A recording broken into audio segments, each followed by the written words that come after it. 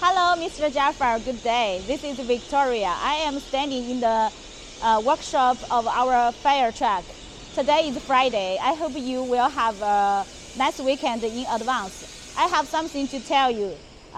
Please forgive me to connect you with in this way because I want to have a better communication with you. We are a leading and reputed specialized vehicle manufacturer in China, equipped with the top-end advanced tooling, a team of highly skilled workers, and a comprehensive sales system. We are committed to providing the best protection and service to our customers. To foster a more seamless cooperation with you, we are prepared to offer free spare parts worth almost 1,000 USD. In terms of payment terms, we can accept a 30% TT payment in advance and the remaining 70 balance through an irrevocable letter of credit at site.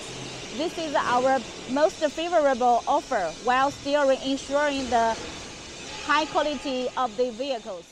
Hello, Mr. Jafar. I have been closely following up this project for half a month, and I have been constantly thinking about it, the various aspects, and I'm eagerly looking forward to your reply and your decision. You may not be familiar with the concerns and the determinations of a Chinese woman, but please understand my determination to make this cooperation a success.